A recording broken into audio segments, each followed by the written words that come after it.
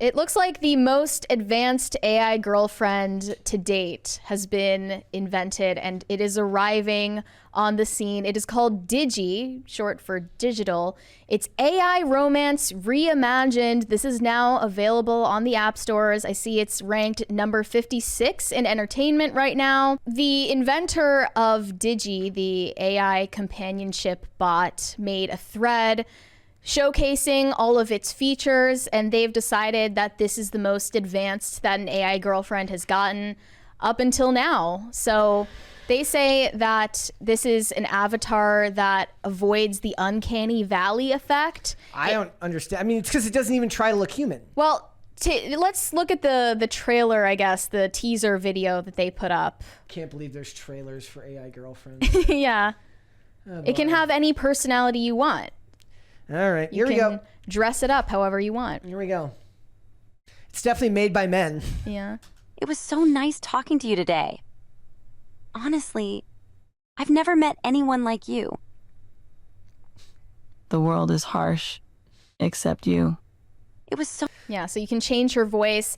They say to make a unique style that eliminates the uncanny valley while also feeling real, human, and sexy. This has never been done before with Disney or Pixar characters, so we're very excited we could make it work with the first time in history. On its voice, it was clear from testing how important voice is, but since our message counts are so high, apps like us can't afford any existing solutions, so we rolled our own audio model. Listen to how good this is while there's still low-hanging fruit. Do you have the audio sample from that thread? Yes. There. Let me pull it up here. From this, is it in the same thread there, or is it in Yes. the? Okay, is it down farther? Yeah. Okay. The pink video. Okay. This one right here. Mhm. All right, hold on. Turn the volume up. Hey, fellow friends in the San Francisco Bay Area. This is a voice trained internally from scratch by the team at Digi. It runs extremely quickly at about 150 milliseconds on a 4090 to generate 17 seconds of text. Isn't this fucking cool? Oh man, I love it when a woman talks dirty to me like that. Everything that comes out of San Francisco is cursed at this point. I don't trust these people. They have AI backstories and customization. It was clear from the get-go that users didn't know what their Digi names should be, their age, etc. We found a mix of character AI to be the best solution, where you can find who or what you like, but still customize features to fit your match. Hair, skin, lips, eyes, eyebrows, etc. are all customizable, and we'll be adding more hairstyles, face shapes, etc. very soon. They also featured relationship progression, so you can get closer with your AI girlfriend. So what you're telling me is like there's going to be a time when she's like, when she says, "Not tonight, I have a headache." We instead have a progression system where you start as friends and you gain more intimate dialogue as you progress. The initial goal was to build an AI girlfriend 10 times better than Replica, and we've succeeded. Now, how we take this app in experience and make it almost identical to the video trailer, lip syncing is coming soon, but there's a bigger problem with AI animation. How should the character move if you don't know what they're going to say? This is done by hand in games, but it's an unsolved problem in AI animation. There's no ground to work off of here. So clearly this is not a finished product. They're saying this is just a prototype for what is to come, but you still are able to download it on the App Store. So is her last name Tall? Is it like Digital? Wait, what? Her name's Diggy, right? Like, does this mean that you have to like eventually meet the AI parents? I mean, anything is possible. They're gonna introduce all of these things. So they've come up with different archetypes for AI GFs. One is the traditional girl, an aspiring homemaker with a deep commitment to family and community values. They have Tamagotchi. The gamer, a bona fide nerd who enjoys geeking out on video games, anime, and software development. They also have the raver, a vibrant and passionate raver known for her love of EDM music and her talent for creating immersive dance experiences. They have the teacher who, I guess that one isn't much different. And they have the goth, a melancholic and brooding soul with dark tastes in art, music, and poetry. And that's not even the end of the list. So they say, this is your AI love story, lifelike romance, friendship, and intimacy tailored just for you, a world of love at your fingertips. This isn't just a chatbot, it's a leap into the future of romantic companionship. Digi offers a unique blend of lifelike interaction, avatars, and secure, compassionate connections. Discover an AI companion that truly understands and evolves with you.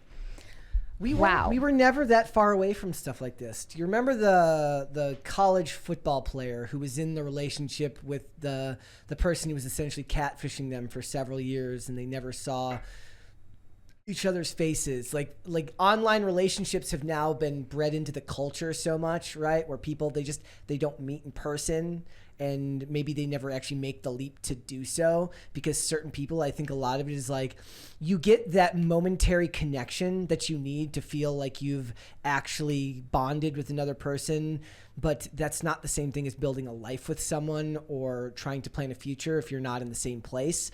And society in a lot of ways has been moving that direction for a lot of people, especially people who are less socially capable, right? People who don't really want to go out into the real world and explore. And these ideas, it wasn't that long ago that people would laugh at the idea of online dating, but now it is a very, very real thing that's not looked at as something that's weird or odd, right? Meeting someone online, long-term, long-distance relationships are a thing, though with low success rates. It was inevitable that something like this that could cut out the last gasp of actual human connection that comes from these things, it was always going to come to this in society in some fashion. Well, this is just a product. And I think that the people who are going to be consuming this product, instead of seeking actual human relationships and real human connection, nothing of value is lost. Any guy who would have an AI girlfriend and seek companionship from a robot, from a product that's being sold to him, he would not have a chance with any woman that has self-respect anyway. I do notice a stunning lack of AI boyfriends. Right. Women don't go after AI boyfriends. They don't want companionship from a robot. What's this about? Seriously. Yeah. It also just seems like the entire porn industry is being funded by men. The demand for porn comes from men, a far larger portion of the male population than the portion of the female population that is supplying it. And similarly with AI girlfriends, men are creating the demand for it. What is that? Loneliness. There's a reason why there's like entire like meme metas around like the idea is like, is the cure for male loneliness to start a, have you ever seen it was from an old Atlantic article? It's like, no. Is the cure for, let's Google and see what it says. Is the cure for male loneliness this? There is a loneliness epidemic going on right now. And I think that for young men, especially who feel displaced from society, that's not hard to believe that a market like this would be filled. Yes, there is a male loneliness epidemic, but a product like this, like an AI girlfriend, is not going to be a solution for it. A product like pornography is also not a solution. Neither of these things are actual replacements for real human relationships or real physical intimacy. Yep.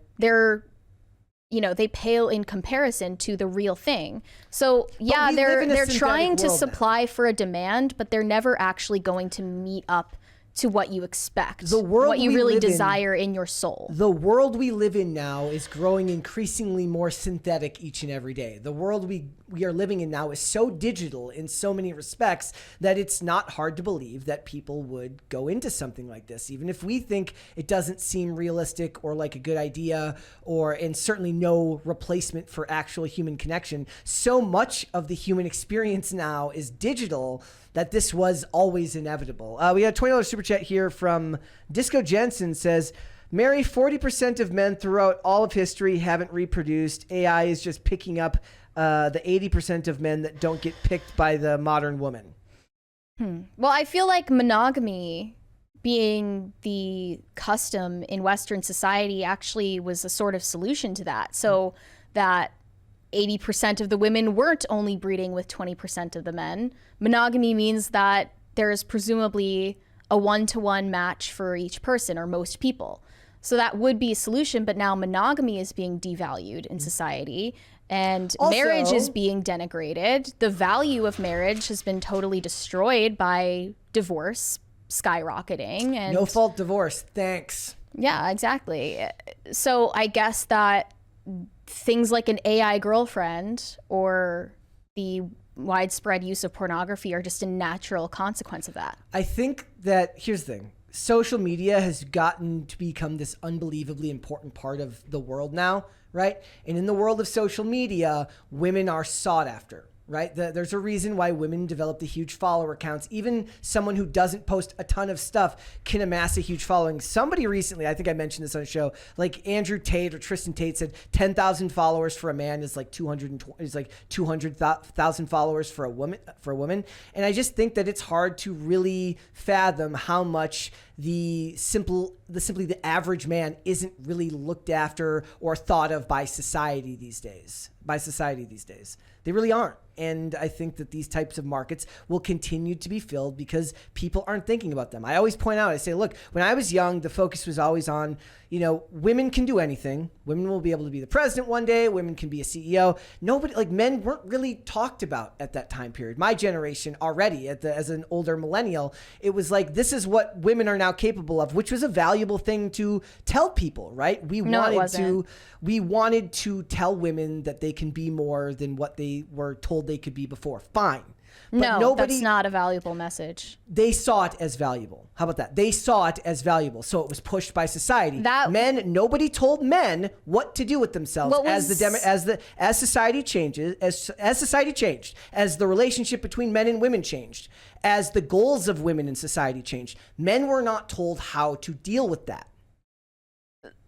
What was at the root of the message that women are now capable of being astronauts, presidents, and scientists? It was that what they've been doing for centuries and millennia in society, the roles that they traditionally held, are not valuable in an industrial society. And that is why that message was propagated. It really was devaluing both men and women's roles when they did that. So that was not something that ever should have been foisted upon men and women. It was also the economic reality. It was also the economic reality that we were no longer living in a society where one person could make enough money to support a family. That was already in motion at that time. We were moving towards a society where everyone had to work. So that being part of it, all of the attention was given to how women now have this new path forward and should embrace it. That's what they said. But the men were just kind of like, deal with it, women's empowerment. And there was no real attention paid to them or what it meant. Not to say that they should be also artificially propping them up for some reason, but there should have at least been some care given to the idea of like, this is what society looks like now. How men should react to it should be more than just take that, you incels. This is the way things are now. Things have changed and nobody really told men this is a good way to go forward. And we also see a bit of an epidemic where, look, there's a lot of single parent households now, men being raised without fathers to provide strong masculine role models to them. The loneliness epidemic for men it's just so many factors. This is just one abstract way in which it's all being filled, right? Mm-hmm. Yeah. Well, people also don't have a model of what relationships are supposed to look like from the home because a lot of households have been broken, or if your parents aren't divorced, maybe they were never married in the first place. Yeah. There's a $20 super chat here from Justin G. Says, how will modern feminists function once all the simps that validate them leave for AI girlfriends? Thank you, guys. Thank you. Thank you so much, guys. I actually don't think that the feminists have anything to worry about because there's always going to be people that are going to validate or want the actual human female over the AI woman. I don't think that's... I know people make those jokes as like the AI bots and as they make these like increasingly creepy and weird sex dolls. Like they're like, it's over for women. I'm like, OnlyFans proves that it's not over for women. They could be looking at porn for free, but they pay for it because there is inherent desire there to do so. Right. They're not going to struggle. People can feed, that desire for an imitation all they want. They're always going to want the real thing more. And that's why I'm not worried about AI replacing humans in general, because I have confidence that humans are unique and that we do have souls and we cannot be replaced by machines, whether it's in the realm of artificial intelligence replacing our jobs or artificial intelligence replacing human relationships. That's never going to happen. These might be one of the few tropes, as Hollywood has gotten increasingly woke and insane. The idea of like the sex doll girlfriend, which was something that they used to make TV episodes about. There'd be a novel episode where like a character, like a one-off character in an episode would have like a doll, and they would treat it like a human. And it would always be done for laughs, and people would be like, look how crazy this person is. That might be one of the few things that would still probably be the same today. It would probably still be done. The humor would probably still be done in that same way now. Behaviors like that should still be shamed and made into a laughingstock. Yes. So, yeah. I don't know, guys. Let us know in the chat. Have any of you used an AI girlfriend? I saw that Shuan had signed up.